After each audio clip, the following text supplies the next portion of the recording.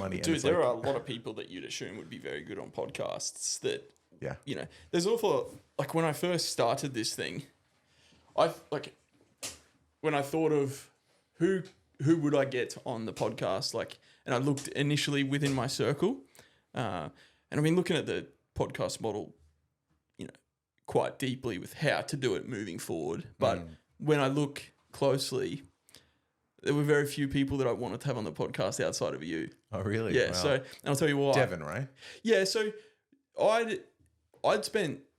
had just started training at 10th Planet, maybe I'm talking months after you had, which we'll go on to talk about, had left the gym. And I went on to train for 18 months. And I'd heard so much about Jules, yourself, Julian Wruck, and everything that you'd done, everything, and then ultimately what you were doing at that point in time. Which Dev does exaggerate a bit, FYI. Just I'll elucidate all the details. But also I've obviously done some research, but there is no denying that. Okay, you were a Division 1 athlete, overseas, came back to the country, and spent 2 years, 18 months. I think you corrected me last time about that. Essentially away from everything. So I want to. Why do you think that would be interesting?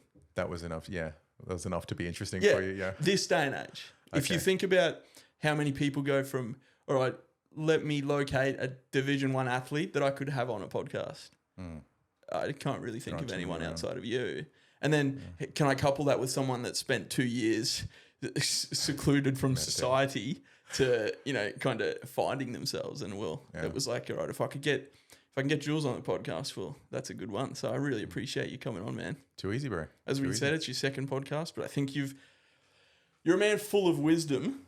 I think at your age. Yeah, we'll see about that. Working on it. Yeah. You are too, I think. But, I don't know. Yeah. I think wisdom, in my eyes, I think I've got a lot of life experience. I think that's probably is wisdom. What do you think? That is wisdom. Wisdom is hard earned. Wisdom has to be earned by directly experiencing trials, tribulations, pitfalls, pain, misery. Nothing develops wisdom like pain and misery. As long as you're paying attention and you're not wallowing in it, that's how wisdom is earned. It's hard earned. It can't be earned by reading books alone. You have to try things out. You have to experiment with your life and with your body and with your mind. And and you've lived a full life. Living a full life for 32 years, it's got some wisdom. I mean, that's why the wisest people are usually older. The people who have continued to be really paying attention and really trying to live a full life for 50 years straight, 60 years straight. You'll have a lot of interesting lessons to teach people. And particularly if you put yourself in situations. I think there are a lot of people that can, and there's nothing wrong with not taking risks, or anything like that. But I see the reason, you know, people would perceive me as having wisdom or being bright or anything like that literally just comes down to like failing constantly. But also like being in terrible situations throughout my life, coming through those. So like, and it makes living life, you kind of see how easy things can be and you can see how hard things can be. Yeah, for sure. I mean, anyone who has had nothing but success, it doesn't really get what it's like to have to work hard, what it's like to deal with failure and have it not break you. I think there's kind of two responses to getting beaten or to like failing. One is giving up completely. That's probably the prototypical human response, the typical human response. The other is gritting your teeth, getting down to business, figuring out why you failed and changing it so that you don't fail next time and continuing to throw yourself into whatever it is. And it's not always wise to just work hard and just keep gritting your teeth, because sometimes there are certain areas where you just will not succeed for whatever reason. You just don't have the finances, you don't have the skills, you don't have the genetics. But yeah, it pushes people one of two ways. And you know, the phrase pressure makes diamonds, it's true. It's like if you get put under an enormous amount of pressure and it doesn't break you, even if it does break you, if you're really like paying attention in that moment and experiencing it fully, you'll have an amazing story to tell. And if it doesn't break you, you'll learn some incredible skills as well along the way. So what made you? So I want to we will go back to right at the beginning, but was there an event in your life that broke you to the point where you decided, you know what, I am going to go away for, and you don't have to go into detail in the sense of anything like that personal, but was there something like a breakup? Was it the fact that, and I was thinking about this before you got here, like, was it to do with the fact that you spent an awful lot of time as a Division 1 athlete and then you kind of didn't get to, and I haven't asked you why you didn't get to that stage, but you were competing at the top level. Yeah. But was it that there's something there that you realized, hey, I'm not going to get to where perhaps I've been working as hard as I've been working through my schooling in Australia to then, doing what you did over in, multiple colleges in the US? Was there an event that made, you know what, I need to do this? There were a series of events. There's no real way of doing it without telling you my whole life story. I can summarize it by basically saying Discus was a refuge for me mentally and physically. It was something that I was good at, something that I could have complete control over. I coached myself, watched my own videos, made my own training programs, all that kind of stuff. So I had complete control over it. I was a control freak, just like my mom. I need to be in control of every single variable of whatever I'm doing. I was good at, I enjoyed it. It was a form of self-expression. And yeah, this digestive illness kind of took it away from me, I would say. But for various different reasons, some family problems, the digestive illness, all that kind of stuff. I always tell people Discus was my first heartbreak. Like, I put all of my eggs in one basket with Discus. I was training 6-7 hours a day, watching videos when I wasn't training. I would even wear my throwing shoes to class at UCLA and Texas Tech. I would literally wear my Discus shoes so that I could do spins in the hallway while waiting for class. What was the goal? Was the goal the Olympics for Australia, or was the goal just winning? No, so for most people, there's this famous question that goes around, notorious question, I suppose, that goes around athletics circles. And it's, would you rather win a gold medal or get a world record? And 90% of people say gold medal. Guess? I was going to say world record. I would have said world record. Most people say gold medal. Almost everyone says gold medal because they always retort with the same thing when you say why gold medal. They say because nobody can take it away from you. Yeah, and it's very true. Nobody can take a gold medal away from you. For me, it was always world record. It wasn't even world record necessarily. It was always about throwing as far as I can. It was about mastering a craft. There's a sport with a set rules. There's a discus of a certain size, a certain weight, a concrete circle of a certain size, and you have to do discus in particular. There's no way you have to throw it. You can throw it however you like. You can kick it if you want. You just have to go in the circle and figure out a way to make it go as far as you can in the sector. That's it. That's all there is. And to me, that was just such simple parameters. I can just let my mind wander and go crazy and come up with creative ways of throwing far. I can use my body as an experiment, essentially, just throw myself through various different training programs and just see how my strength develops. Exactly. So you change one variable at a time. It's literally a lifelong scientific experiment. Just change my You were built diet, very sleep. different Sorry? back then. Hey, you were built very different. Mentally. Well, physically as well. Yeah, I wasn't as broken. Well, actually, maybe it was just the fact that you had long hair. Maybe that did it. I was also, I got bigger at one stage, but I tried a few different things. At one stage, I tried to get lean and really, really light and fast. It was down to 105 kilos, moving very, very fast, training lots of sprints. And then I'm like, I'm pretty good. My technique's pretty good, but these guys are throwing further than me because they're just stronger than me. And I'm not actually naturally very strong. I need to grind in the gym. I can get strong. I've figured out the skill of strength by going into the gym, but just my innate sort of strength is decent. I'm a big guy, but it's not there are tons of guys more naturally stronger than me. So I grinded in the gym. I ate as much food as I can, which is easy on a UCLA all you can eat pass basically. And I got up to just under 140 at my heaviest. And when I got heaviest, I was throwing my furthest. I'm what do you weigh now? 118. Yeah. I'm down 120 from 20 kilos from my heaviest. And basically that was the missing ingredient. I'm now my technique hasn't improved. Nothing's really improved. I'm just throwing as further than all these guys now, just because I got bigger and just gained a little bit of beef. That was all it was. Yeah. And then the eating lots of food to get a little bit heavier, that was part of the reason for my digestive illness. It was that, and I'm also a big believer in the mind-body connection. I just had an enormous amount of stress, mental illness, memories I wasn't letting go of, just things that were eating me up inside, and just a constant elevation of stress hormone as a result of all of those things started to break down my body. And that led to a digestive illness, which led me to getting chronic fatigue. The digestive illness was pretty ugly. Chronic fatigue, rashes all over my body, just wondering why my strength is going backwards. Oh, I need to grind harder in training. And then as a result, dislocating both of my shoulders, like having osteoarthritis in both of my knees by age 25, 26. So I was trying to train harder to get stronger, and training harder made it worse because my recovery was terrible, wasn't sleeping or anything like that. And there were times when my chronic fatigue got so bad, I could barely stand up off the couch. It was like a max effort squat to stand up. I'm like, depressed, my nervous system's not working very well. Was a lot of this happening while you were still based in America? No, Did this start to happen when you got back? Started to happen in my last year. My best year ever in Discus was my second last year, junior year of college. Last year I started to go backwards, and I remember telling my roommate at the time, something's wrong. I don't know what it is, but something feels wrong. I didn't have what I had the previous year.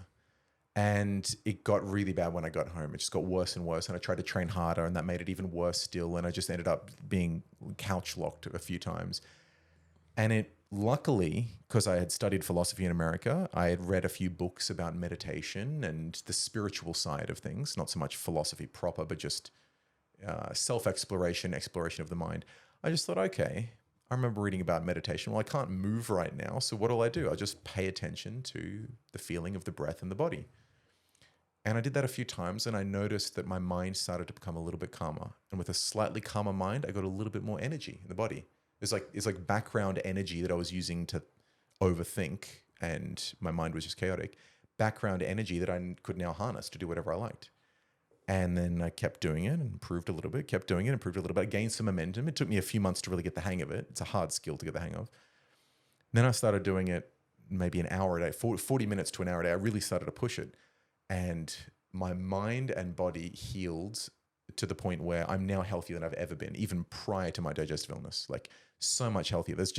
There are things that we never let go of emotionally, cognitively, mentally, which they manifest as physical problems. So when you think like, oh, I have an illness of X of this sort. That's why so many diet changes seem to impact absolutely every. People say, oh, I went carnivore and every problem's been fixed. Yeah, you know, their skin conditions, their mental health. Oh, everything seems to change when they make drastic changes to their diets. Yeah, diet. And I mean, the body and the body-mind system is a very complex process, which we don't understand that deeply. I mean, the digestive illnesses suggest that, we are just baby steps into this kind of science so far.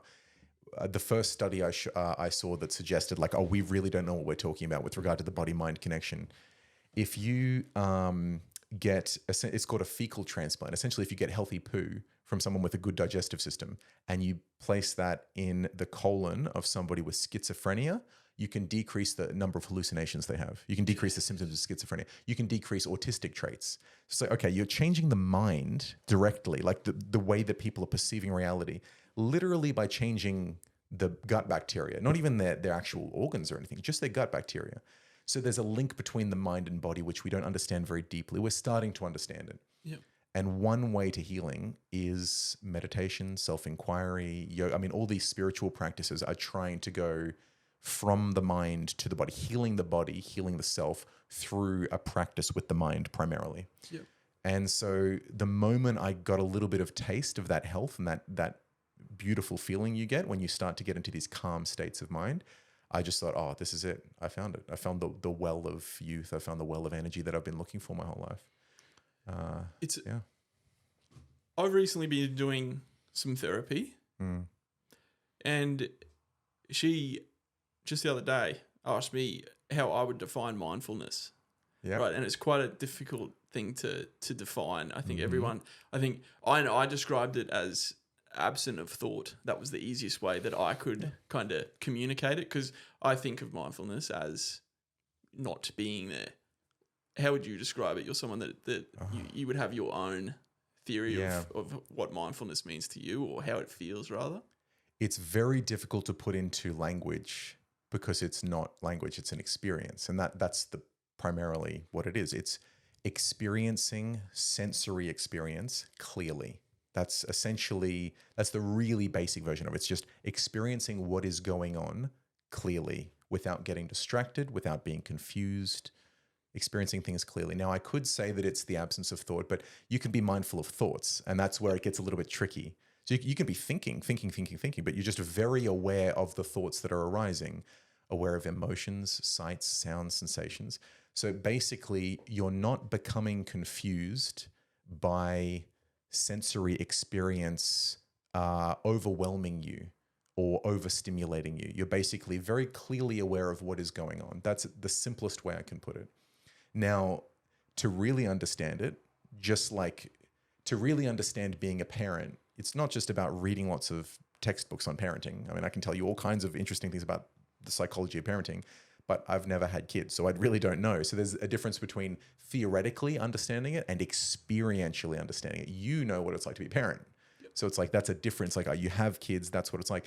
Being mindful is a felt experience. It's like, you know when you're mindful because you're right there. You're connecting with a sensory experience. Like, you've got a pain in your knee and you're feeling it directly. You're not thinking about pain. You just feel what pain is. That's a sensation. You're just with the sensation, and it's not like any other sensation. It's like exactly what it is. That's mindfulness. Did you have any exposure to anything, this general philosophy in your early, like, did your parents have any of this sort of? None at all. I was always interested in philosophy. Yeah. I was always interested in the big questions of life. Tell me what philosophy is. Just tell, okay. Because and there's not a trick question. It's more so like, it's also when someone says, I studied philosophy. Yeah. What did you study? Yeah, so I studied academic philosophy. I literally got a degree in philosophy. Academic philosophy, the word philosophy, I think it's an ancient Greek word. It comes from, I think, philo is the love of, and Sophie is wisdom. So it's the love of wisdom. It's kind of the ultimate interdisciplinary academic subject. So it's not, there's no primary subject of focus. It's like biology focuses on living systems, mathematics focuses on numbers and shapes and whatnot. Philosophy is like, you're trying to improve patterns of your own thought about the way that things are to better understand them.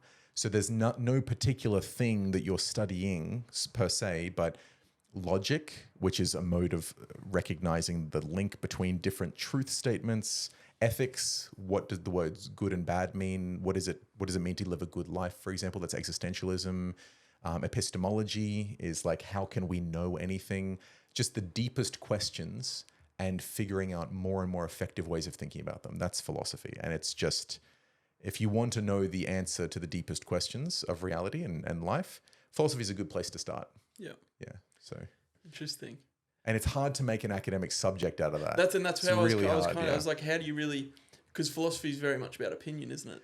That's right. And so how do you grade opinion? Well, so it's not so much whether a person's right or wrong. Mathematics, 1 + 1 = 2. You didn't get the answer right, wrong. It's just binary. You're either right or you're wrong. Philosophy is more about like, how critically is a person thinking? To what lengths did they push themselves to question their own mode of thinking and then upgrade it? A philosophy professor could give you an A+, even though they are 100% that you're wrong.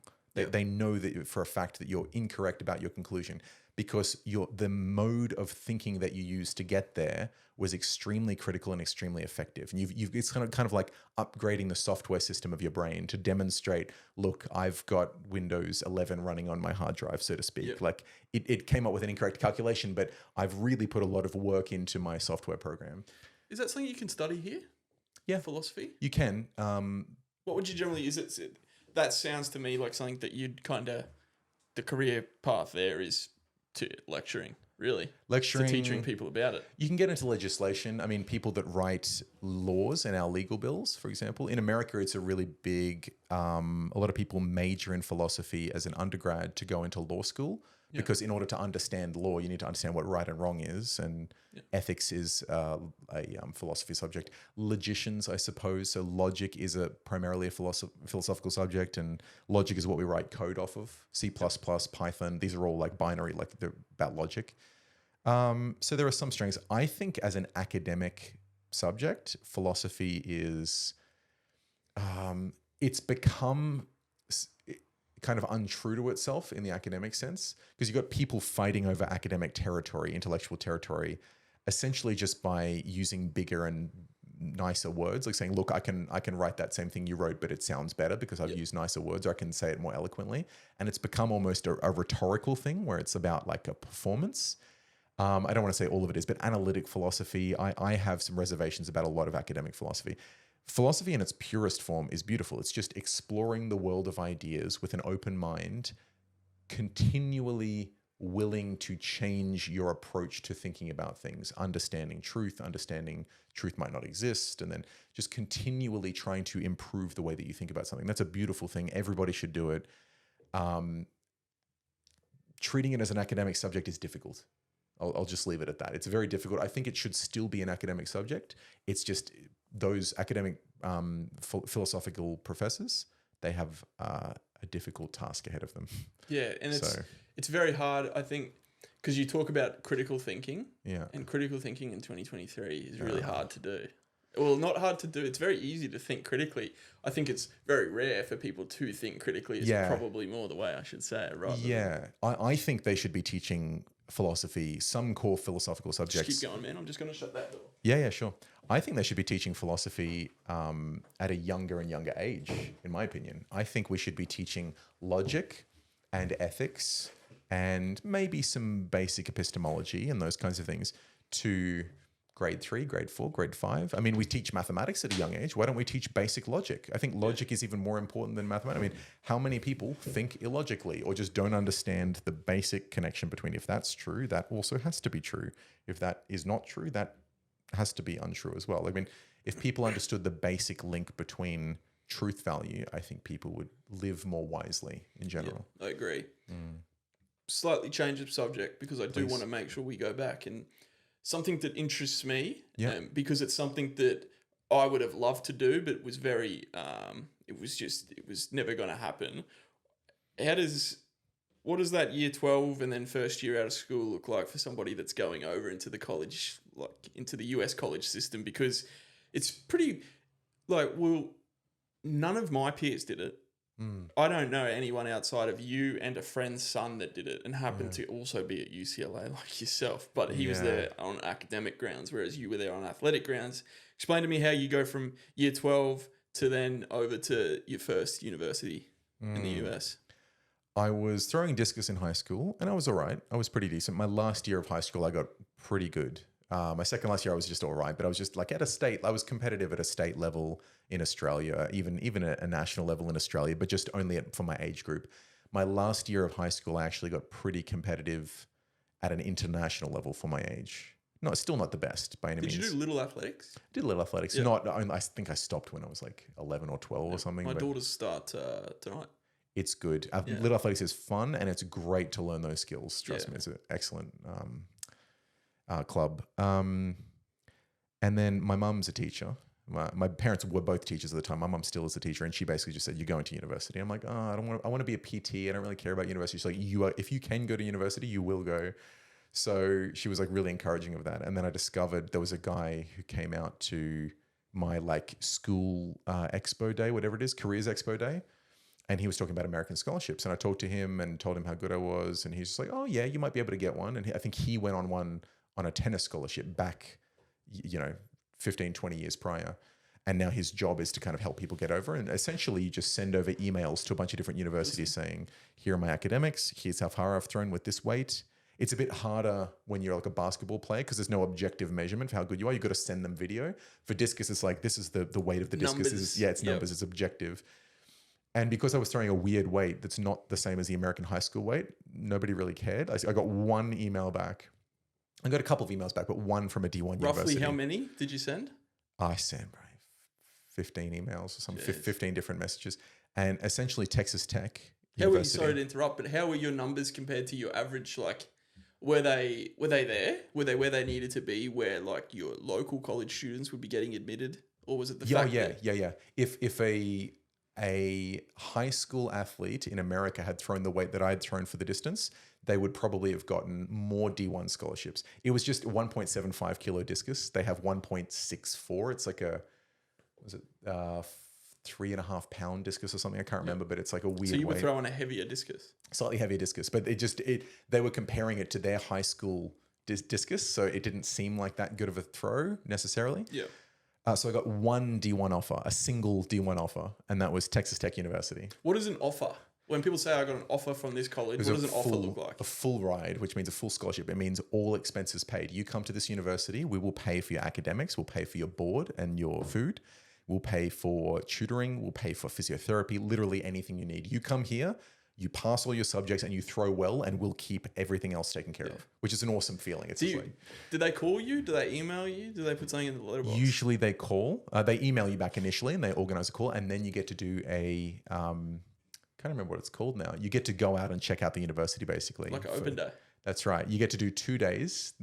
I think it's 48 hours maximum. There's all kinds of really strict rules. Is that on them, or do you pay your way? No, that's on them. They pay for the flights and everything like that. You go out there and a visit. It's just like a formal visit, basically. And they take you for 48 hours. They've got like a schedule. They get like some of the athletes to just drive you around the town and like show you all the cool restaurants, take you to like, they're basically trying to show off, show you all the best aspects of the university. They're trying to sell you. And I only went on a visit to Texas Tech because there was only one university. They said, we'll take you out anyway, even though you're not competing for other universities. Yeah. And I was just like, I mean, it had too much of an impression on me. I'm like, this is incredible. Like the facilities they have at just Texas Tech, it's not like the best D1 university in the world. It's just like, one of, I think, 400 D1 universities or something in America. And it's one of the lower ranking ones. And I was just like, showed up, the weightlifting facilities, the recovery facilities, the stadium, the basketball stadium, everything like that were probably on par with Australia's best facilities, our country. And I was just like, this is mind-blowing. Some things were even better than Australia's best facilities. Because I'd been to the AIS, I had seen our best facilities. These matched it and in some senses exceeded it. So I thought, I have to go here, not realizing that every other university in America basically has similar facilities. Like the money in sport is huge over there. Is their play to just get you onto the competition circuit just to represent their college and then in turn get more admissions? Is that like the business model of paying for you to be over there? Is that... Kind of. So football and basketball bring in all the money for colleges over there. So if you're a football player and you're like, if you are the difference between a team winning an important game in the quarterfinals and getting another home game for the year, one sold out stadium for a decent university might get them $6 or $7 million. So like if you're like a really prized running back or quarterback or something like that, and you can extend their playing season for one more game, you might be worth $7 million to the college. So they'll throw money at you. They'll do whatever they can to get you. Which they're not supposed to do. Am I right in saying that? Isn't there laws around... When I say throw money at you, yes, there are lots of... You can't accept money, but they'll try and make your stay at university as good as possible. But then you see these like the game day pictures. Yeah. They're rocking like fucking $50,000 chains, Rolexes. It's like, oh, what? On the... Exactly. You mean you're not seeing any of that money? There is some stuff going on behind closed doors, but like which actually, rightfully so. I think they should. I think that, I actually had a collision with, so every D1 university, every university whose sports program has reached a certain level, they have a compliance department, and the compliance department is literally a building at a university who is filled with admin, lawyers, all kinds of different people whose job it is to make sure their sports program follows the rules of the NCAA. That's the job of the compliance department. I wanted to leave Texas Tech after 2 years. I had improved significantly. I got way better. I just just trained very, very hard. I was obsessed with discus. Basically tried to coach myself as much as possible. I used to go out to the field even when I wasn't supposed to, just training myself. So did they have a specific like discus coach? They had a coach, they had everything like that. And they gave me programs and stuff. And I was really strongly influenced by the weightlifting coach, Jason. He was just an awesome human being, but I'll get to him soon. But the throws coach, he was all right. Cliff Falcons. He just had an old school way of dealing with it. Just grind hard. If you get injured, so what? Like whoever doesn't get injured and makes it through my training, they'll be pretty good. But everyone else, expendable. Exactly. But I wanted to leave Texas Tech. I had 2 years. I improved a lot. I came third at the NCAA champs in my first year. Second year, I won it. So I was the best discus thrower in American college, and I thought I can go wherever I want. Tried to get what's called a release because they basically own you. Once you sign that contract, they own you. And they said no. And I said, well, I'm going to appeal the process. And in the appeals process, I sit in front of essentially a jury. It was like just people from the local community who sat down and listened to me plea, can I please leave the university? What was the reasoning you gave? I'm not happy here. Yeah. I want to go to a university where I'm happy. And they're basically just like, no, you're going to stay. You are happy here. You're fine. It's like, it was just, it's such a silly process in my opinion. Like, why do I have to like plead? I should be able to go wherever I like. But no, you signed with Texas Tech. It's like, it was at the end of the year too. So I'd finished 2 years. There you go. I won you an NCAA Was that the champs. end of, like, how long were you supposed to stay there? Was it for as long as you do college in America, you were to be there? Is Kind that of. kind So of you what they sign expected? 1 year at a time. But yeah, they And you were at expect the end of your second year. End of my second year.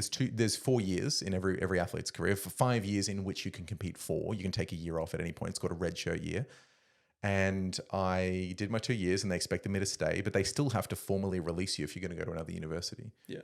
And they just wouldn't let me. And I remember the head coach there, Wes Kitley. Is this like a big deal? Do people do it? People try and get released all the time. It's just tough. Really hard to. I think the rules have changed a bit since I went there to fight for the athletes' rights a little bit more, but used to be even harder before I tried. Wes Kitley there, the head coach, he said, if you don't compete for me, you don't compete for anyone. Because I said, I'm going to go back home. I really don't like it here anymore. And what was happening at that point? Like, you just genuinely weren't happy with that, or did you want to go to it? Like, did you want to experience something different? I was mentally unhealthy. Yeah. I was very lonely. There were a lot of things from my teenage years I didn't address. I had no idea. I wasn't meditating at the time, never went to a psychologist. It just wasn't for me. And I was a bit homesick. My first roommate at Texas Tech died. He OD'd. And I mean, he kept me up all night, all the time. He would just come back to the Was he an athlete as well, or just a roommate? He was a pole vaulter, Chase Riley. He was a fun dude, but like he was really messed up mentally. And so I was just hanging out with the wrong people. I was like low on sleep. I've always had had insomnia my whole life, but I was sleeping even worse because he'd come in and just like wake me up and just be like, Julian, let's go party. And I'm like, no, dude, I'm just trying to sleep. I just trained for 3. Yeah, exactly. It's ridiculous. So I was just like burning the candle at both ends. I was not happy. And I just wanted to leave, to get home, or just to have more control over what was going on. And it was also Texas. And we're not talking about... Did you request a release to come home or go to a different college? Different college. Yeah. Yeah, you can get a specific release to one college or a general release. I just wanted a general release. And anyway, it was I was in a small town in West Texas. Texas Tech is in Lubbock. If you don't know Texas has Houston, Austin, Dallas, Fort Worth, all these like San Antonio, all these big cities, really beautiful places, millions of people, lots of tourists, lots of sites to see. Lubbock is in the middle of nowhere. It's literally a tiny town, 7 hours drive from the nearest big cities.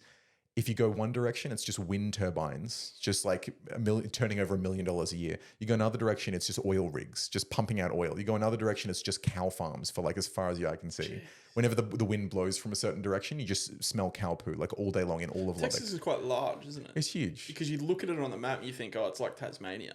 But so compared to Australian states, it's not that big, but it's compared to American states, it's huge. Yeah.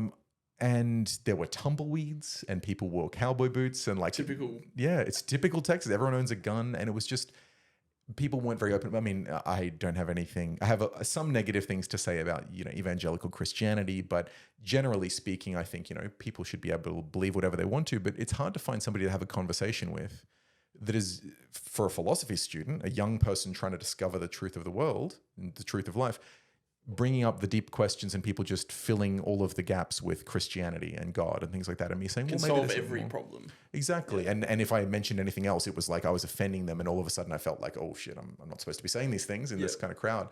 And I was just uncomfortable. I was just like, this is culturally, it's not what I grew up in. And I don't feel right here. I don't feel safe. I don't feel settled. I don't have many friends. It's really difficult to make friends.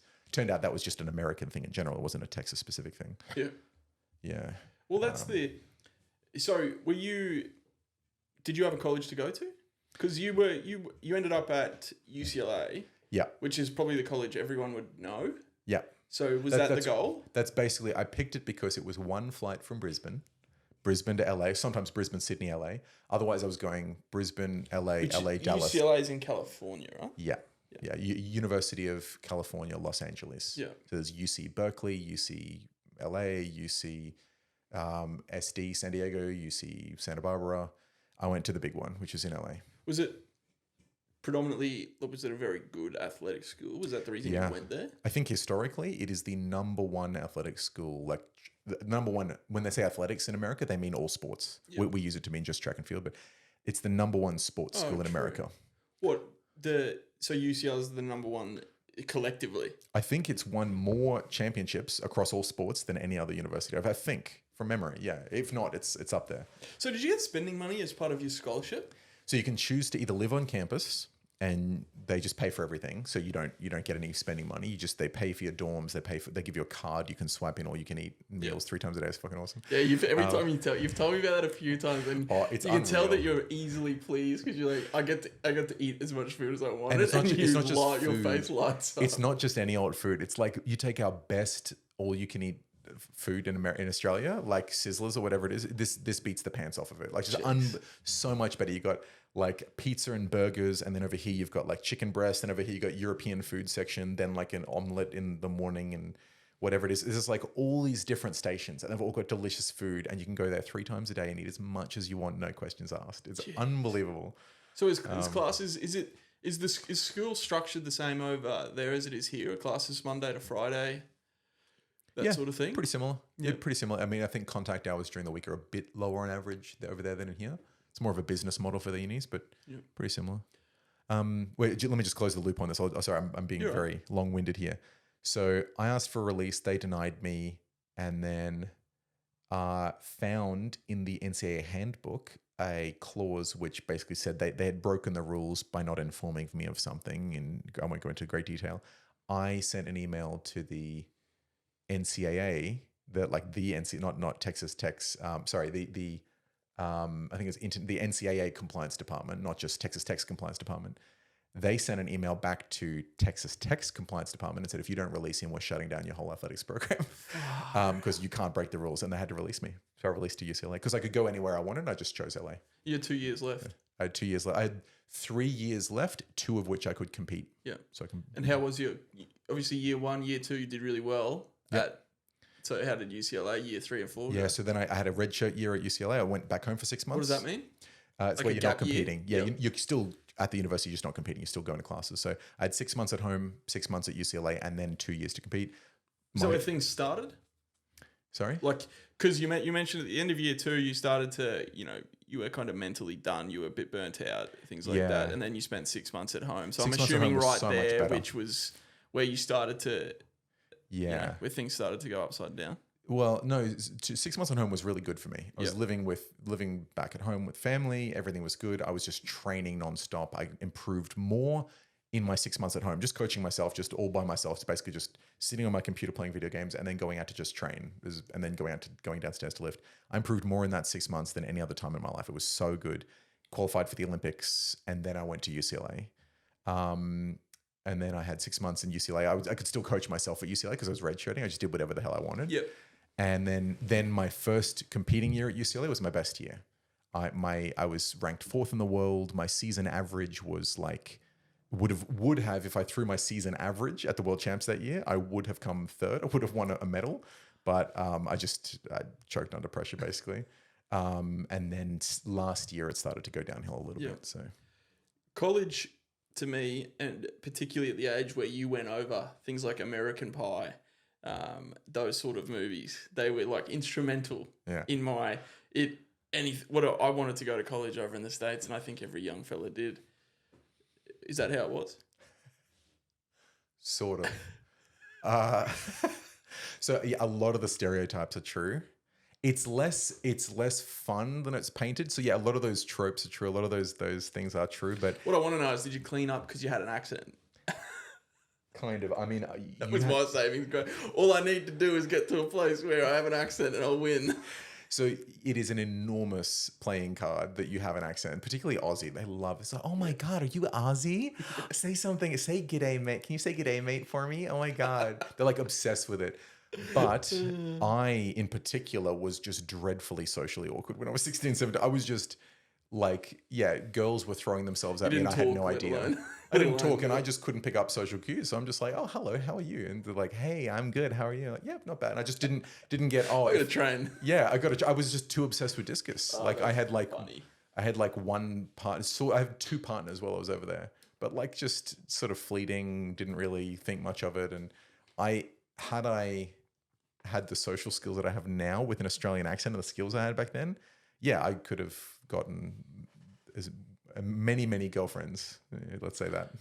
It's because it's interesting that you have such a different, and I'm the kind of opposite. I reckon my social skills when I was at about that age were much better than they are now. Really? Yeah, Okay. I've become awfully, what's the word? You spend a bit more time on your own, introverted? Yeah, whereas I used to be the polar opposite. Like, man, I go out for coffee and I'm exhausted, like from doing that, from things like that. Whereas I used to, be incredibly extroverted, and I don't really know what it was. So it's what kind of happened from you going like being, I'm assuming, were you introverted or just awkward? Very introverted. Yeah. Very, very introverted from a young age. I think I suspect, and I don't know this for sure, that I might have had like mild undiagnosed autism from a young age, because I never really got social cues, and I would always like my persona in around my friends and stuff was very fake. I never had really genuine connections when I was younger. Yeah. And then when I was in America, I just forced myself to get out and meet people. I would so awkwardly, particularly at Texas Tech, I would literally walk up to girls and guys and be like, "Hello, my name's Julian. What's your name?" Like just like exposure therapy. Exposure basically. therapy, yeah. And it was like, I mean, if it was a reality TV show and you had a camera there and you had just if you showed some people some of those clips, it would be cringeworthy to the max. Like I would walk up in the dining halls to like groups of girls, just sorority, there'd be a sorority meeting of like 10, 15 girls. I would sit down at the table invited and just be like, "Hello, my name's Julian." And had I had an American accent, they would have just been like, "Screw, like, what are you doing?" But like I had an Australian accent. It was a little bit of a novelty for them. So they were fairly friendly, and I got a bunch of girls' numbers, but I got a bunch of guys. I just didn't know what to do from there. So I ended up like, making a bunch of like not particularly close friends, but I had like thousands of acquaintances. I would walk around campus and people just yell, "Hey, Julian, what's going on? Oh, man, what's going on?" And I'd be in one conversation and somebody would yell out from across, the student union building. And and I reckon I'm very similar. Like I don't have a lot of genuine connections. I think I've gotten very good at like almost Charmeleon like in that sense. Like depending on who I'm around, I can very well kind of change my I think I can almost change my IQ like subconsciously, where I can I know exactly what bring you it mean. up and down as I need to. Like I can You match the level that somebody else that's is probably talking a better to. way to say it. But yeah, it's interesting that you kind of do the polar opposite. I wonder why I've done that. I wonder why I've done the opposite. I wonder if it's just getting to a point where, because It might be your genuine self. Yeah. I mean, it might be that you were kind of forcing yourself to spend time, and now you're just settling into who you really are. Yeah, and that's kind of what I think. I think that I definitely still have some self-esteem issues, which I think is probably why all of this sort of shit exists. That there's probably some level of what's the word, approval that I seek, but I don't I don't think I long for it as much as I used to when I was growing up. I think I had all these friends and all this sort of stuff because I was looking for acceptance. Whereas I think I'm so comfortable in myself now that one, I don't really care, but it also makes me very antisocial. And I think that there's people where I'd love to be friends with them, but I'm just like so exhausted. I think it's got a lot to do with work in my eyes. You seem like a bit of a workaholic. Like we've talked about this, you channel like tunnel vision like really hard when you set your mind to something. Just can't. I think also that I'm very much a people pleaser, and I think in the last 18 months, it's gotten to the point where I'm got my hands in too many things, and I know too many people. I'm doing too many things to be a people pleaser, and it was really exhausting. I think about 12 months ago, I really had like, things kind of clicked where I felt like my mental state just declining rapidly. Like I'd go to 7-Eleven at like midday and I'd feel like I didn't fit in. Like I was at this really strange time where I was making pretty good money. Yeah. I was super self-conscious about the fact that I was making good money. I didn't think I kind of deserved to make that kind of, I'd always talk it down. I'd always just be like, and as such, I'd convinced myself, I think, that I wasn't necessarily worthy of the success. So I'd like go to the shops and I'd think that, no one else is like really like me. Like Yeah. Really hard to explain. But You feel lonely. Yeah, not from an ego point of view where I thought I was better than everyone. It was just No, like that. I you was feel like, alien. yeah, I felt like such an imposter of everything. It was Yeah. like, no, I should be at this really fancy restaurant now. You know, I shouldn't be. I shouldn't be going to 7-Eleven, or I should be waking up at 4 o'clock and journaling and doing stuff like that. So here's something, not that you asked for it, but here's something that really helped me. Because I felt very similarly in a very different sort of way. But yeah, I always felt like an outsider, just like, I'm not like these people. This is odd. I don't feel like I fit in, whatever. It's learning to be around people and not try to cater to their needs, still actually being yourself around other people. That way, the moment you get attention or praise or somebody like kind of reciprocates the intimacy, it feels real. Because if you kind of put on a little bit of a facade, and then somebody shows you intimacy, you're like, oh, wow, the persona I put forward is receiving intimacy. That's not me, though. That's my shell. But the moment you can be around somebody and not feel any need to please them, you can just do whatever you like because you're actually being yourself. That's the moment you develop real intimacy. Because though I used to have a lot of acquaintances, I still have a decent amount of acquaintances, but I actually have real friends now. I'm so happy to say that at this point in my life, I have a handful or two of really close friends that I care about, that I connect with deeply, and that I can be my actual self around, tell the truth in all circumstances. They're not going to judge me, totally let my guard down. And that's a beautiful experience. But it took me years and years of having hundreds of friends, not real friends, but like acquaintances, because I was performing around them all the time. I was always making sure their needs were met and not necessarily my own. And yeah, and it's hard won. Speaking of wisdom being hard won, that's real social wisdom. And that's like that really hard thing of, I think that's where social media is really changing things, because people are spending less time with their friends and then having genuine conversations, actually getting genuine emotional like cues, responses, being able to hear tone in someone's voice and actually getting that feedback. Whereas now majority of people's friendships, even best friendships, are done online. Yep. Does that make sense? 100%. So I think that people are constant. And then when you couple that with everything else that is on social media, be it, obviously it's very algorithm driven, but everything that is in my algorithm is hustle hard. Don't be a bitch. Get up at 4 a.m. Yeah. Grind. Yeah. If you only see that, and then your friendships, which a lot of mine are just online, it can be awfully exhausting because that's the only perspective you had. And lonely too. Yeah. Because you feel like you're a lone warrior grinding against the world. And it's we're biologically, psychologically designed to live in communities, to live in small communities where everybody knows everybody. The key word there is small, and you hear it on a lot of podcasts these days where the biggest problem is the fact that we just know so many people. Oh yeah, we live in super cities. What's Brisbane? 3 million people, something like that. We're designed. I mean, I don't know if you've heard of the phrase the Dunbar number, which is the number of people that you can know intimately and remember the names of and whatnot. It's only about is it about 100? It's about 200, I think, somewhere between 180 and 250. Which is a lot of people. It's a lot of people. But if you think my graduating class at high school was like 200-ish people. You can remember all the 200 people's names. You can remember something small about everyone. That's about the size of a tribe we're designed to live in. And we did live in, our ancestors lived in, on the plains of Africa many millions of years ago. We lived like that for hundreds of thousands of years, 180 people. When the bands grew up to about 300 people, they'd split into two and they'd find their own little niches in the world. And it's great. So 150 people, everybody keeps everyone accountable. It's the right number of people, that you've got a decent amount of genetic diversity. And that's what we're set up for socially. We're not set up for, thousands or millions of people socially, which is why giant cities can be so isolating, Yeah. And and to put that into like a business world, they say that in order for a successful business, you only need 1,000 true fans. So 1,000 people that will essentially buy your service for forever. It doesn't matter the service you're selling, they will buy it. So your goal shouldn't necessarily be to grow your business. It should be to grow your personal brand, having 1,000 true fans that regardless of the product you're selling, they'll buy. Yeah. So it's very similar in that sense. It's creating your own community, but creating a community in business, which is much better. A little bit off topic, but that's kind of how I think. Yeah, no, but I like it. I want to go back now. We've covered, we could spend fucking a very long time on each of these topics, but you've had such an interesting kind of to now that I want to make sure we touch on all of it.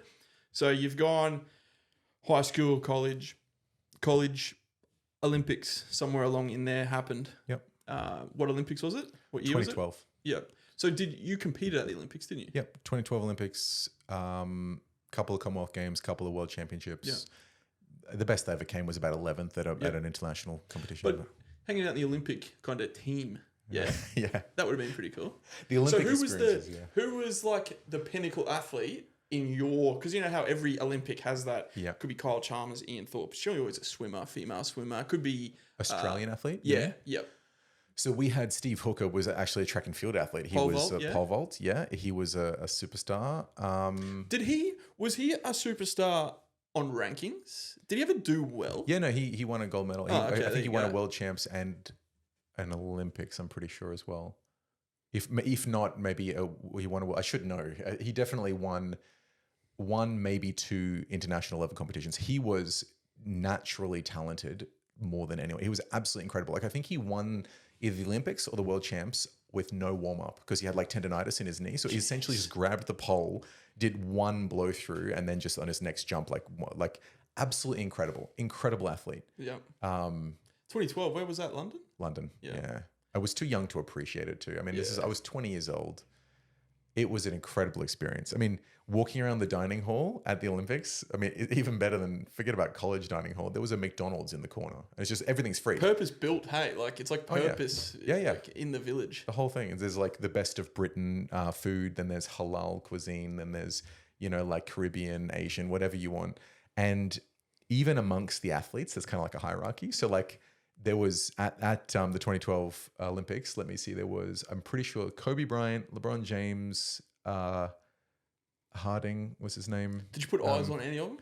Sorry? Did you put eyes on any of them? I was physically see them? Yeah, of course. They were walking around the dining hall and all the athletes were swarming them. Like Usain Bolt, Michael Phelps, all these people. People were like all the other Olympic athletes who were like, the best in the world and whatever they're. Did you see they're running that? up Sorry to give. Yeah, Did you see that Sudanese sprinter where her aunt was like the chairman of the athletic commission? Oh no, I didn't see of that. Sudan, and she put her niece in the race. Oh no, she runs this 100 in about 30 seconds. Oh no, I'll send you the video. I didn't see that. Hilarious. But yeah, sorry, in the halls with Kobe, with all the and all the athletes swarming. Yeah, everyone was just, because you recognize them, like even people that didn't even watch basketball, like, oh, whatever, that's Usain Bolt, that's Michael Phelps, that's they're the celebrity Bryant. Difference between this kind of like sort of ranked kind of there's no God, Discus. Discus, yeah, nobody knows who I am. Nobody knows who the vast majority. But then in the same room at the same competition, you've got Kobe. It's a testament to like how cool the Olympics is, really. Oh yeah, and there are thousands. I think what is it? I can't remember how many 3,000, 4,000 athletes, 5,000 athletes at the Olympics in all the sports combined. You'd be pretty proud of the Australian basketball then, because they do all right, don't they? Yeah, they're not bad considering how big of a country we have. 3rd or 4th last Olympics, wasn't it? Yeah, we've got a damn good team. Yeah, we've also got like some superstars too, though. Yeah, for sure. Paddy Mills and yeah. So many Australian number 1 draft picks have there been? Oh, I don't know. Have we ever had a number 1 draft pick? I don't know. What's the I'm not. I don't have my finger on the pulse of basketball. I haven't for the last decade. Who was that? Out of Melbourne, played Melbourne. Dad played in the NBA. Not sure. Sorry, I'm not going to remember anyone's name here. But yeah, anyway. So Olympics. Like, what is that? Did you win? You would have obviously won. You said earlier you would have won the nationals in Australia to go to the Olympics. I won a few nationals in Australia. The year I went, they had the selection trials and I won that one. So. What was the come down like after the Olympics? Was the want higher or was it less? Like, were you more driven to accomplish the world record, or were you was that? It was higher after the Olympics because I was 20. I finished at the Olympics at 21 years old. Where was that in the university when you say year 1, 2 at Texas? Oh, so this was in 2012. I still had 2013 and 14 competing for UCLA after the Olympics. Yeah. But I mean, discus throwers are supposed to peak at like around 30 years old. I'm 32 now. I should be peaking right now. So I'm like, I've got 10 years of climbing, 10 years of growth. I'm ranked 4th in the world. I'm world record. Here we come. I'm at the time I was 2nd best in the world for my age or younger. Yeah. So, and like the 2nd best ever for my age. And I'm like, oh sweet. It's not if, it's when. I'm just going to stay at this trajectory. Yeah. I had thrown 68 meters at 21 years old. And the youngest who had ever thrown 70 was 24. So I'm like, I have 3 years to break the youngest 70-meter throw of all time. I'm sweet. I'm good. Yeah. I'm going to have 10 years of just making 6 figures a year, doing what I love. It's going to be awesome. And then my digestive illness kicked in. Just like my mental health, essentially, I'll say essentially my mental health was the reason, the spearhead drove me into a pit where I thought there was just stairs. Yeah. We could chat on the Olympics for a very long time, but I kind of want to skim over that because I want to get to, look, the Olympics is cool and whatnot, but the story is going to be the story. So I think what's really cool is what you did when you came home. Yeah. Right. So was there a time, you went into the mountain. Now, correct me if I'm wrong, right? You went into the mountains. You went over in just in North Brisbane. Was it Woodford, Diagula way? Yep, right near Diagula, yeah. Yep. You spent 18 months. No, you did have a phone, right? Yep. But you weren't on your phone in the sense of you weren't, you would check in rather than actually using your phone to play games or anything like that. You were towards the end, I used my phone more and more, and I wish I hadn't. But like I had long periods of time without my phone. Yeah. Basically. You were to get a bit more specific. You were spending time on someone's block up there that you knew was a block of land. Now you decided that you needed to take over from there. Yeah, it was a guy who used to go to the gym, our jiu-jitsu gym, who he and his family were renting out 42 acres. So it's a nice big property up in a suburb called Stony Creek. I just saved up a little bit of money. I thought I don't have any kids. I don't have any major responsibilities in life. Meditation is the healthiest thing I've ever discovered. I need to push this path a little bit deeper. You say discovered, so you discovered it. Obviously, you had discovered it prior. So before you go on there, take me back to when you first discovered meditation. Was that in the States? Yeah, so no, that was, I had read books that included mentions of meditation in philosophy books, primarily through Sam Harris, but I'd never really meditated yet. When I came back home, my digestive illness was hitting. I hadn't been diagnosed with a digestive illness yet. I just knew something was wrong. My body wasn't good. My mind wasn't good. Initially, I discovered psychedelics. Initially, I discovered, magic mushrooms, LSD, these kinds of things. They absolutely blew my mind with what you would call a spiritual experience or a mystical experience. That typical outcome that a lot of people, I think, get from it is what you're saying. Yeah. Incredible. Just an insight of like, oh, wow, it's possible to exist like this. An experience that is so beautifully different from ordinary waking experience that I thought, wow, if I could spend, 10% of my life in this state, that would be unutterably beautiful. And then I read about, I thought there was something wrong with just taking psychedelics all the time. There's got to be a way to actually like bring some of this into ordinary experience. Read a lot about psychedelic experience. And some people like Ram Dass, Richard Alpert in America, who's passed away now, he talked about practices, spiritual practices, whether it's meditation, pranayama, yoga, all these different practices, which can help bring your baseline awareness to this level of mystical experience, spiritual experience. And that's what motivated me to start meditating. I'm like, if I can get 10% of the way there to where I was just now on LSD, then my goodness, the amount of love I experienced, the amount of like compassion, the amount of peace, the amount of like just presence in what's happening right now, just being present was incredible. And so I started meditating, and it was, at the time I was also getting my digestive illness. So I was like physically motivated to do something to improve my body's health. And the more I meditated, the happier I became, the more peaceful I became, the better my sleep got, the more enjoyable it was for people to spend time with me. I was less annoying. Like I just became a better human on average. And then about 4 years into meditation, that's when I decided to go on this retreat. And I had read descriptions by, Tibetan lamas and gurus like the worldwide. I had read descriptions of deep spiritual experiences that take maybe, 10, 20, 30 years in a cave to achieve. And I'm like, oh my goodness, that's amazing. Yep. I need to explore maybe not 10 years, 20 years in a cave, but if I can just do a year of solitude, maybe just 2 years, and just get a little bit of a taste of what they're talking about, that would be a life, that would be worthwhile doing. Yeah. Yeah. So had you done any, because it's very drastic to go from, because you were working and everything that. Just living a normal life. You were living a normal life. Yeah. So had you done any shorter periods of time? Because from what I was told, it was like, hey, Jules is living in the mountains, and if you need to get in touch with him, you need to message his sister, and she will get a message to him. Yep. And it was that way for pretty much for 12 months. What was the hardest part? So I'm sure there's a lot of challenges, but as far as like maybe we've had conversations where shit got wet, and sure, that sucks. But as far as like difficult that you found yourself, it could have been, it could have just been loneliness. But yeah, so loneliness was hard, cold was hard, hunger was hard. Touch on the hunger thing, because there was also not just, you weren't just there meditating, you were fasting. I did some fasts, I did some cold exposure, I did sleep deprivation. I pushed my body in every way that it could be pushed, in every spiritual, so within the spiritual path of many different traditions, there is what's called asceticism, which is where you basically just deprive your body of something that it usually needs or something that it wants. And you pay attention to what happens to the body. In the framework of Buddhism, you take away something that usually gives you pleasure and you just notice the cravings in your body that arise, or the aversion, or all of the emotional discomfort, and you let that come and go all by itself. And then all of a sudden you over time, you lose the need to have that, whatever it is, like, tasty food, warm doonas in your bed, like the company of people, etc. So I was basically depriving myself of all of the ordinary pleasures of the world. That's essentially Buddhism 101, is that there are two different ways of satisfying desire. One is, I have the hunger for chocolate, for example. The ordinary way of satisfying that desire is to pick up chocolate and eat it, and then your desire is no longer there and you feel satisfied. The good news of Buddhism, I wouldn't call myself a Buddhist, but it is an interesting framework, is that if you feel the hunger for chocolate, you don't eat chocolate, you just sit and feel the hunger for chocolate, and eventually it will pass all on its own. Eventually you won't want chocolate. Yep. And so when it passes on its own, eventually that craving will start to die off. And when the craving dies off, you feel that same satisfaction, that same gratification, but you just never needed to fulfill it. Yeah.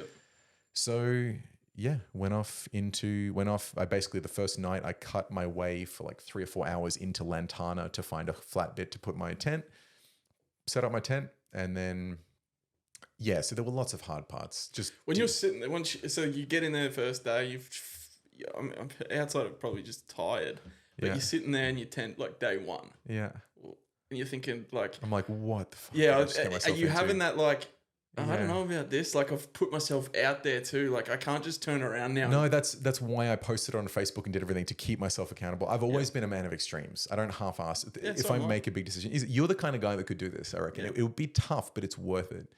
So I was just sitting there, I'm like, what did I get myself into? And then after a few days, I think first day, because I had a lot to set up with my tent and stuff, I'd go like 2 hours done, 3 hours, second day, 5 hours, third day, 9 hours. And as soon as I started to get deep into the experiential states that I was aiming for, I'm like, okay, this is it. This is what it just took me getting a taste. And it was like a few weeks in, and I remember just like having a few moments of peace, like real peace. Or just like, deep emotions go deep. Healing happens. It's cathartic. Like all of a sudden you'll just be sitting there paying attention to the breath. The breath is arising, passing,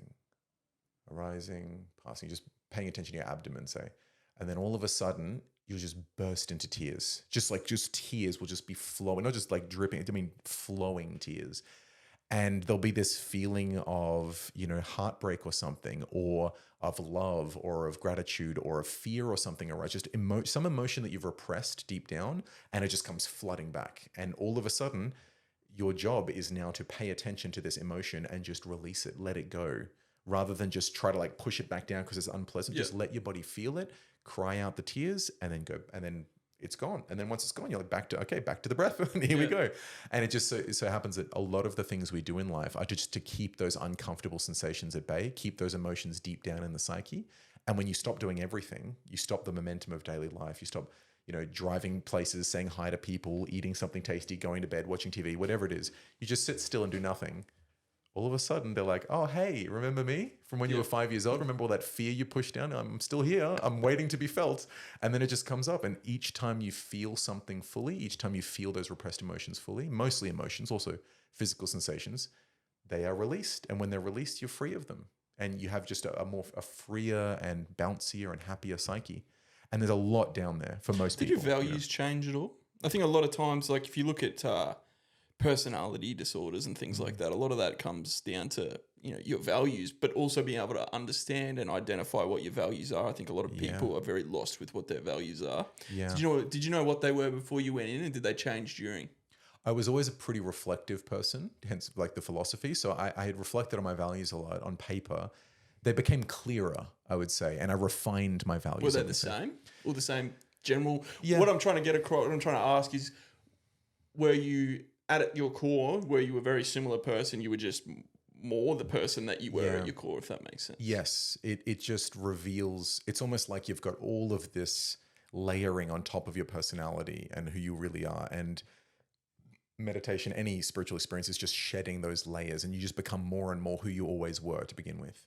And you kind of discover who you are, I suppose. So yeah, there were things that I would say on paper that are my values that I didn't really collide with until I got deep into these experiences. And then I thought, okay, that's, now I really know it deeply. And this comes back to where we began this conversation, where you were talking about mindfulness. Experiential understanding is different to intellectually understand something. I understand a lot of things intellectually that I've never experienced. So I don't know what it's like to, my example before was be a parent, but you know, I might hear the description of some kind of food, but if I've never eaten it, I don't know what it tastes like. And all of a sudden I know what certain states of love, like once you've felt love at a certain level of depth, you're like, okay, now I value love experientially from my core. I have more love than I had before. And I could say, yeah, I value love, but it's not the same. It's just like a little scribble on paper. It's not the same thing to say like, I love people. I am compassionate for human suffering. I really want to improve the experience of conscious creatures, you know? Was it, so obviously that's values wise, but did you, were you very lost when you went in? Like, would you say, hey, I was lost. I was not heading, because you were obviously existing. I wouldn't say lost. I would say that I didn't have it together anywhere near as much as I did when I came out. I'm not saying I have everything together right now, all my shit together, but yeah. Are you much more comfortable in yourself? You seem very comfortable in yourself. Oh, yeah. You just seem, every time I see you, you're overly relaxed and yeah. Maybe that's because you smoked a bunch of weed before you. No, I've never been a big smoker of weed, actually. I've smoked a couple of times, but psychedelics helped, but meditation more than anything. If you'd known me at 17, 18, 19, my early 20s, I was the opposite of comfortable with myself. I was always kind of like just never at ease, but it's just meditation. You just let go of all that shit and you just realize, yeah, of course, everything's okay. I'm fine being myself. Like you just accept what things are and who you are, and you just find yourself at ease in the universe. So did you have any, was there, because I'd imagine something like that, it'd be very risky to have like preconceived ideas of how you're going to come out or how you're going to kind of handle a lot of this. Like, I had many because I'd read probably a bit too much. Yeah, I had read, that's what I mean. You thought of, did you think you were going to come out of this like full-blown yogi, like this Jesus Christ walking out from this just it can solve any problem. Pretty much. And I fell into, I can't even remember what it's called, but it's like spiritual pitfalls of like, you know, I grew my hair long and had a bit of beard and stuff like that. And then I was Stop wearing shoes. And I would just say things that are kind of like a little bit pretentious, just like, oh, you will find your own path in time. Like I would just say like shitty things and just realize like, and I'm putting that on because I think I've got to act spiritual. I'm like, no, the purpose of spirituality is to become more and more genuine and more and more able to relate to ordinary people, not less and less to be like higher than thou. Like, so I kind of dropped all of that. And all of the things that I had read about came true, but it's not, you don't get it just by reading it. You have to experience it. Like, oh, that's what they meant. Yeah. Okay. That makes sense. That makes sense. And I learned that pretty young, that there was no, you've just got to do it. Like you've just got to try it. And that's, you know, from every, it can seem quite like very vain, but like I can play like an array of musical instruments and, you know, there's little things like, it could be keyboard, it could be launch pads, like pressing buttons to generate noises. Yeah. Things like starting a business, things like doing this podcast. It's all things that, you know, from the outside looking in, have sort of been somewhat, it's been successful, but there's just as many that weren't. Yeah. So it's really important to get to a point where you're not just reading or you're not just looking into or researching it and then actually doing. Yeah, got to do it to get it. And that's where you really, the lessons are learned for the most. Like, definitely. Yeah. So that was. Did your goals change? Like, were you? Because like, what are your goals? What are your goals now? Let's start there. Oh yeah. So purpose rather. Let's not say goals because that can be. There's a million different things you could have a goal in. You could have a goal to have a girlfriend, a goal to make X amount of dollars, a goal to be X weight. So your the thing that's creating all of the goals, Yeah. the deeper meaning Yeah. and purpose. Did you have a purpose when you went and did this? Yeah, sort of, but it was too vague. I didn't really understand what it was. I knew from like 7 or 8 years ago I wanted to start a commune just because I thought it was a cool idea to just hang out with people you love all day. But I didn't really get. It just sounded like a nice idea. I didn't really understand what it was that I was trying to do. I still kind of want to start. I would call it a meditation retreat center, just because it's something that I'm confident in teaching. At a shallow level, meditation decreases stress, it improves your focus, it improves a lot of daily things in life and whatnot. But at a deep level, any spiritual practice will lead you to identifying, increasing the scope of your identity from being a mere human being in your skin to being a part of the whole, a part of this entire big thing, like one tiny puzzle piece that is essentially essential to the entire puzzle. And once you start understanding that, you realize, all of the cliches are true. There is no real separation between you and the universe. There's just this one seamless entity. And then you think, okay, well, if I identify as the whole thing, not as this individual trapped within this skin called Julian,